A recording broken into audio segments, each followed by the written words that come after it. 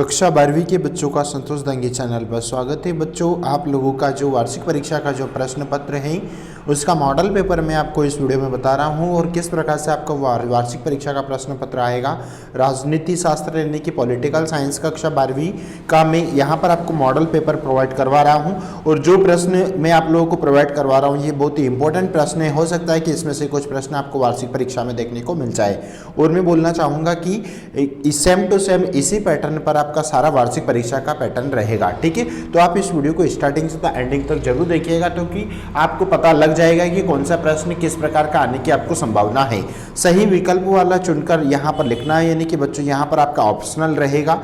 ठीक है, 6 प्रश्न आपको देखने को मिलेंगे, 4 ऑप्शन आपको रहेंगे, उसमें से कोई एक ऑप्शन यहाँ पर अपने को करना होगा। ठीक है, इस प्रकार से आपका जो पहला जो प्रश्न रहेगा वो आपका इसी प्रकार के यानी कि ऑब्जेक्टिव प्रश्न अपने को देखने को मिलेगा, जैसे कि शीत युद्ध का चरम बिंदु था, प्रथम विश्व युद्ध की समय अवधि थी, यूरोपियन की मुद्रा है, भाषाई आधार पर गठित होने वाला प्रथम राज्य था, भारतीय संविधान कब बना, या पेंटागन क्या है। ये कुछ 6 इंपॉर्टेंट प्रश्न हैं। आगे बढ़ जाते हैं। प्रश्न क्रमांक 2 आपका किस प्रकार का होगा, यानी कि बच्चों आपको रिक्त स्थान वाला प्रश्न देखने को मिलेगा, जिसमें से यहाँ पर 7 प्रश्न आपको रहेंगे जिसमें अपने को राइट आंसर लिखना है। ठीक है, तो इनमें से कुछ प्रश्न आपको वार्षिक परीक्षा के पेपर में देखने को मिल सकता है ना। आप इन प्रश्नों को एक बार सार्क के सदस्य राष्ट्रों की संख्या है ना, सोवियत संघ द्वारा बनाया गया सैन्य गठबंधन थे, या प्रथम पृथ्वी सम्मेलन का आयोजन ब्राजील की राजधानी में किया, यूनिसेफ का मुख्यालय में ही, भारत स्वतंत्रता के समय भारत में देशी रियायतें की संख्या थी, संपूर्ण क्रांति का आह्वान के द्वारा किया गया,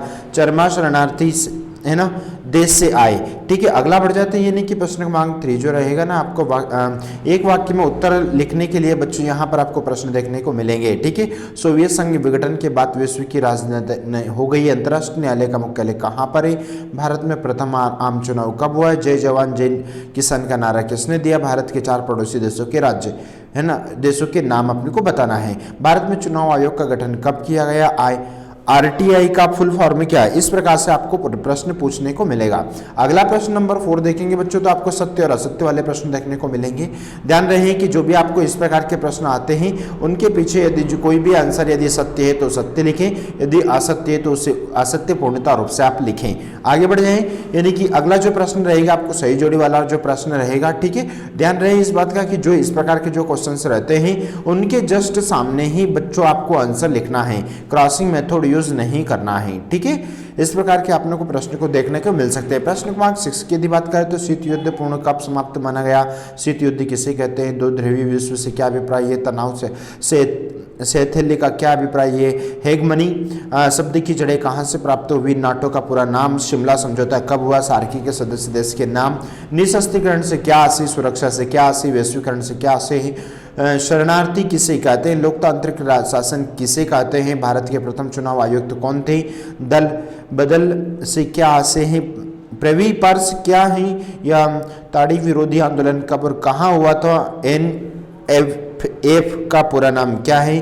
कोई 2 क्षेत्रीय दलों के नाम लिखना है। ठीक है, उत्तर दिन बढ़ता जाए, दक्षिण दिन घटता जाए किस आंदोलन से संबंधित यह नारा था, शाक थेरेपी की कोई 3 परिणाम, या सोवियत संघ के विघटन के कोई 3 कारण, यूरोपीय संघ की कौन सी नीति उसे प्रभावी संगठन बनाती है, आसियान की विजन 2022 की मुख्य बातें क्या है, नियोजन के उद्देश्य लिखिए, नीति आयोग क्या है समझाइए, आपातकाल की अवधि में 42वां संविधान संशोधन किया गया, इसका मुख्यालय कहाँ पर था या क्या था, भारत की दलीय प्रणाली आपातकाल का किस तरह असर हुआ, शीत युद्ध से हथियारों की होड़, हथियारों पर नियंत्रण से दोनों प्रक्रियाएं पैदा हुई, इन दोनों प्रक्रियाओं के क्या कारण थे, और इसके बाद में गुट निरपेक्ष आंदोलन अप्रासंगिक हो गया, समीक्षा कीजिए, एमनेस्टी इंटरनेशनल संगठन की कार्य पद्धति को समझाइए, संयुक्त राष्ट्र संघ के प्रमुख अंगों के नाम लिखकर बताइए, आपकी दृष्टि से सबसे महत्वपूर्ण अंग कौन सा और क्यों है,